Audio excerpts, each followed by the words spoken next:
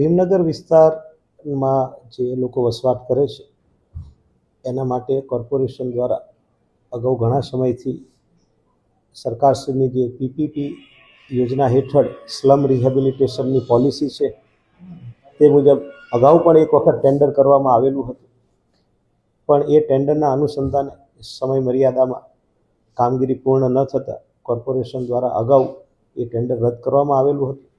ત્યારબાદ એક નવેસરથી ટેન્ડર નવા સર્વેને ધ્યાને લઈ અને પુનઃ કોર્પોરેશન દ્વારા કરવામાં આવેલું હતું.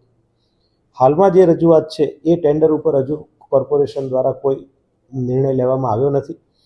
હાલ જે આવેદનપત્ર આપેલું છે લોકોની રજૂઆત એવી છે કે આ ટેન્ડર પણ રદ કરવામાં આવે અને પીપીપી યોજનામાં તેઓની સંમતિ નથી. મીનવાઇલ આ બાબતમાં એક હાઈકોર્ટ મેટર પણ થયેલી છે.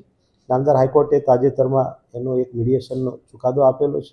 આ બાબતને ધ્યાને લઈ ભીમનગરના વિસ્તારના વાસીઓ છે એ અને પીપીપી યોજનાની જે સરકારશ્રીની ગાઈડલાઇન છે તેને ધ્યાને લઈ અને કોર્પોરેશન લતાવાસીઓના હિતોને જે પીપીપી યોજના જ સ્લમ રિહેબિલિટેશન અને ડેવલપમેન્ટ માટે બનાવવામાં આવી છે, તો એ જોગવાઈઓમાં લતાવાસીઓને ના હિતોને કોઈ નુકસાન ન થાય તેને ધ્યાને લઈ અને કોર્પોરેશન ટૂંક સમયમાં ટેન્ડર અન્વયે નિર્ણય કરશે. 700 કરોડની જગ્યા છે,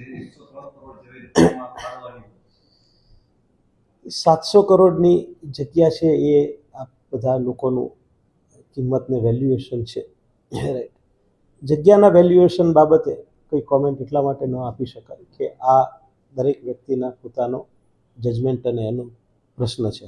હાલ સત્ય એ છે કે ટેન્ડર 103 કરોડ રૂપિયાનું આવેલું છે. એની વેલ્યુ કેટલી છે એ તો સરકારના નીતિ નિયમો મુજબ માર્કેટ વેલ્યુ જ્યારે ઠરાવ પણ છે, પરિપત્ર પણ છે કે માર્કેટ વેલ્યુ કેવી રીતે નક્કી કરી શકાય સરકારી હેતુ માટે, તો એ ધ્યાને લઈ અને એ બાબત પણ ધ્યાને લેવામાં આવશે ટેન્ડરનો નિકાલ કરતી વખતે. 40 વર્ષથી આ લોકો વસવાટ કરે છે, તો એ લોકોની માંગ એવી છે કે અમને જંત્રી ભરીને અમને કાયદેસર કરી દેવામાં.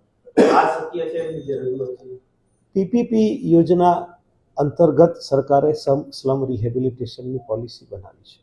એમને એવી રજૂઆત આજે પ્રથમ વખત આવેદનના માધ્યમથી કરી છે, તો એ જો સરકારની કોઈ યોજના હશે તો એ બાબત પણ કોર્પોરેશન ગૌર કરશે.